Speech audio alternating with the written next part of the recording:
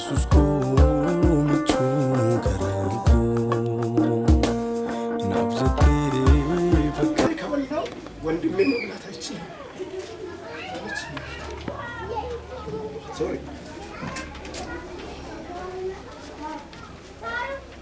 ላስለቅሳችሁ ፈልጌ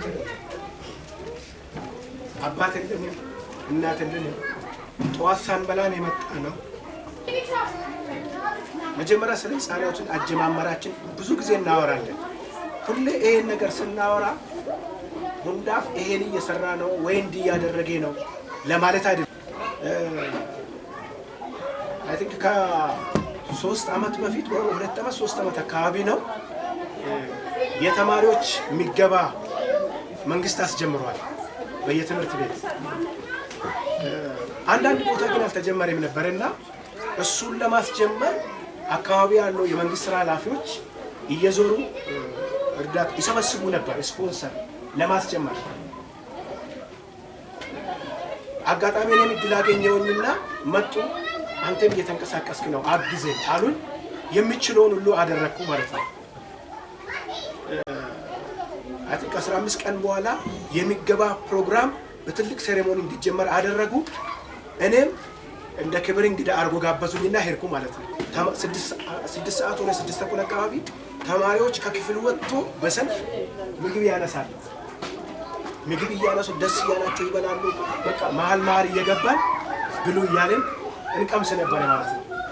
ያነሳሉ፣ ይበላሉ፣ ይወጣሉ ብለው አንዷ ሕፃን ከክፍል ወጣ። ቆንጆዬ ሕፃን ናት። 6 ዓመት ወር 5 ዓመት አካባቢ ነው የምትሆነው።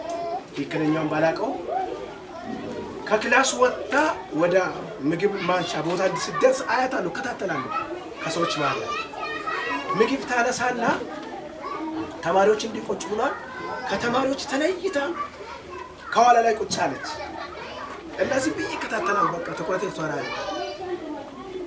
ምግቡን እንዲይዛ ቁጭ አለች። አይዋት ምግቡን መብላት እንደምትበቃ ትጓጓለች። መብላት እየፈለገች የሆነ ድንች ነገር ታነሳና እንዲህ ብላ ቁጭ ታደርጋለች። ተከታተሉ። አሁንም መብላት ትፈልግና ታነሳለች፣ አትበላም፣ ትመልሳለች። 20 ደቂቃ ቆየች። ከዛ ግራ ገባኝና ምጣይ ምን ሆነሽ ነው? አልጣፈጥሽም ወይ? ለምንድን ነው ማለት በያልኩኝና እኔ ቀጥታ ድንች ማናት ይችላል። እንደዛ ሳረግ ስቅ ብላ አለቀሰች። ደነገጥኩ። ስታለቅስ ምጣይ ምን ሆነሽ ነው የምታለቅሽው ብዬ ስጠይቃት በወቅቱ የሚገባ ፕሮግራም የተፈቀደው ከ1ኛ ክፍል እስከ 4ኛ ክፍል ብቻ ነው የተፈቀደው። 5ኛ ክፍል 6ኛ ክፍል አልተፈቀደም። ከዛ ምን አለች? ይሄ ምግብ እንዲበሉ የተፈቀደው እስከ 4ኛ ክፍል ነው። እኔ ደግሞ 5ኛ ክፍል ላይ ወንድም አለ።